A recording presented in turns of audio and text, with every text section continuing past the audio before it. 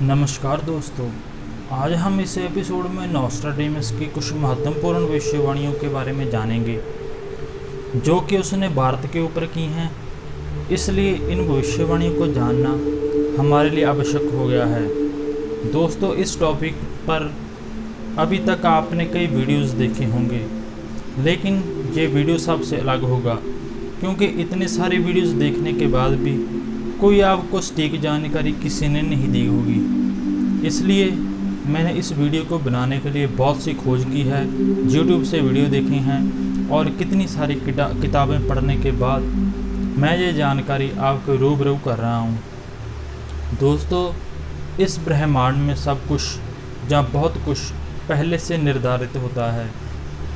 किसी फेमस नाटककार ने कहा था कि ये दुनिया एक रंगमंच है और हम सब उसके पात्र हैं। जैसे कि आप अपना रोल अदा कर रहे हैं, मैं अपना रोल अदा कर रहा हूँ, नेता लोग अपना रोल अदा कर रहे हैं, इसी तरीके सभी लोग सभी कलाकार हैं और अपना अपना रोल अपना अपना करैक्टर प्ले कर रहे हैं। दोस्तों, ऐसे ही एक है शायरन। उस महान आत्मा का नाम नॉस्ट्राडेमस ने शायरन सेलिन लिखा है। दोस्तों, आप और हमारी ही तरह वो महान आत्मा जिसका नाम शायरन रखा गया है, वो भी इस दुनिया पे अपना रोल अदा करने आएगा। तो दोस्तों, आज मैं आपको उसी महान कलाकार के बारे में बताऊंगा जिसके बारे में हमने भविष्यवक्ताओं से सुना है पर कोई सही जानकारी नहीं मिली है। दोस्तों, ये जानकारी देने के लिए मैं कुछ भविष्यवक्ताओं जैसे कि डॉक्टर रामचंद्र जोशी, अशोक कुमार जी, उनकी नॉस्ट्राडेमस की किताबों पर लिखी भविष्यवाणियों में से कुछ आपको रेफरेंस दूंगा। दोस्तों, अगर वो शायरन इंडिया में मौजूद है तो उसकी पहचान कैसे होगी? इसके बारे में नॉस्ट्राडेमस ने सेंचुरी 1 उसके 28वें छंद में बताया है कि पैगंबर की कुल नाम के अंतिम अक्षर से पहले नाम वाले सोमवार को अपना अवकाश दिवस घोषित करेगा, यानी छुट्टी का दिन मनाएगा, अपनी सनक में उचित कार्य करेगा। अब इसकी व्याख्या के बारे में जानते हैं। दोस्तों, पैगंबर शब्द का इस्तेमाल मुस्लिम लोग ही करते हैं। उनके पैगंबर का नाम है मोहम्मद और मोहम्मद जिस कुल में जन्मे थे उस कुल का नाम था हाशमी। इस प्रकार से हाशमी के पहले अक्षर से यानी कि श जहाँ उसका नाम म से होना चाहिए। शायरन से पहले एक और नेता भी आएगा जिसका नाम श से होना चाहिए। दोस्तों, आजकल जनता के ऊपर बहुत ही ज़्यादा टैक्स का बोझ पड़ चुका है। हो सकता है कोई ऐसा नेता भी आए जो टैक्स से लोगों को रियायत देगा और टैक्स का बोझ लोगों में से कम होगा। दोस्तों, ये नाम म से मोदी या श से कोई और व्यक्ति भी हो सकता है। तो बढ़ते हैं हम अगली भविष्यवाणी की ओर। नॉस्ट्राडेमस ने सेंचुरी 3 के 10वें छंद में कहा है कि 27 अक्टूबर 2023 को मेष राशि के प्रभाव में तीसरी किस्म की जलवायु आएगी। एशिया का राजा मिस्र का सम्राट बनेगा। युद्ध होंगे, मौतें, नुकसान और ईसाइयों की शर्म के हालात बनेंगे। अब इसकी व्याख्या सुनिए। अगर 2025 तक देश के और पूरी दुनिया के हालात बदल जाते हैं तो हो सकता है कि एशिया का राजा और मिस्र का सम्राट वो शायरन बन सकता है। दोस्तों, अगर वर्ल्ड वार होती है तो दुनिया वापस से 19वीं सदी में पहुंच जाएगी क्योंकि इतने खतरनाक हमने बॉम्ब बना लिए हैं कि पूरी दुनिया का विनाश हो जाएगा और राजा महाराजा ही देशों पर राज किया करेंगे। आगे नॉस्ट्राडेमस अपने सेंचुरी 27 और उसके 5वें छंद में लिखते हैं कि 5 नदियों के प्रख्यात द्वीप में एक महान राजनेता का जन्म होगा। इस राजनेता का नाम शरण या वर्ण हो सकता है। वो एक शत्रु के अनुमाद को हवा के जरिए समाप्त करेगा जिसमें 6 लोग मारे जाएंगे। अब इसकी व्याख्या।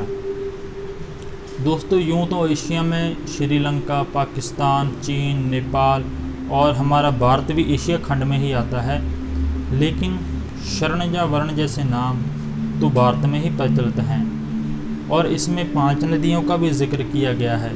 तो दोस्तों यूँ तो बहुत से राज्य हैं इंडिया में जहाँ पे 5 नदियाँ बहती हैं, लेकिन पंजाब एक ऐसा राज्य है जिसका नाम 5 नदियों के ऊपर ही रखा गया है। पंजाब की 5 प्रसिद्ध नदियाँ हैं, सतलुज, ब्यास, रावी, चिनाब और झेलम। इसी तरीके से छत्तीसगढ़ में भी 5 नदियाँ मौजूद हैं जिनका नाम है महानदी, जोंक, संदूर, पैरीगंगा और शिवनाथ। मध्य प्रदेश में भी 5 नदियाँ मौजूद हैं जिनका नाम है शिप्रा, काली सिंध, सिंधु, नर्मदा और चंबल। दोस्तों इसके आगे लिखा है कि वो शत्रु के अनुवाद को हवा के ज़रिए समाप्त करेगा। दोस्तों वर्तमान समय में पाकिस्तान और चीन ही है जो भारत से दुश्मनी रखते हैं और भारत के विरोध में गतिविधि करते हैं। हो सकता है किसी हमले में 6 लोगों की मौत हो, तो इस चीज़ को हमें न्यूज़ में ध्यान रखना चाहिए कि ऐसी कोई न्यूज़ आती है या नहीं आती है। अगर किसी हमले में 6 लोगों की मौत होती है तो उससे पता चल जाएगा कि अभी उस महान आत्मा के आगमन का समय आ गया है। दोस्तों आगे जाकर नॉस्ट्राडेमस लिखते हैं, सेंचुरी 5 के 76वें खंड में उन्होंने बोला है कि जल्द ही पूरी दुनिया का मुखिया होगा द ग्रेट शायरन, जिससे पहले सभी लोग प्यार करेंगे और बाद में वो भयंकर और भयभीत करने वाला होगा। उसकी ख्याति आसमान चूमेगी और वो विजेता के रूप में सम्मान पाएगा। दोस्तों नॉस्ट्राडेमस ने इंग्लिश में शायरन लिखा है। लगता है नॉस्ट्राडेमस ने उस महापुरुष का नाम कहीं लिखा देखा होगा जहाँ उन्होंने अपने भविष्य के सपनों में सुना होगा। आगे जाकर नॉस्ट्राडेमस सेंचुरी 6 की 10वें छंद में कहा गया है कि धर्म बांटेगा लोगों को, काले, सफ़ेद, लाल और पीले लोग अपने अधिकारों के लिए आपस में लड़ेंगे, रक्तपात होगा, बीमारियां, अकाल, सूखा, युद्ध और भूख से मानवता बेहाल हो जाएगी। सांप्रदायिकता के और शत्रुता के लंबे दौर के बाद सभी जातियां एक ही विचारधारा को मानने लगेंगी। अब इसकी व्याख्या को सुनते हैं। वर्तमान समय में देखा जाए तो हिंदू और मुसलमान की नफरत बढ़ती जा रही है। टीवी शो और मॉब लिंचिंग जैसी घटनाएं ये साबित करती हैं कि आज के समय में धार्मिक कट्टरवाद अपने चरम सीमा पर पहुंच गया है।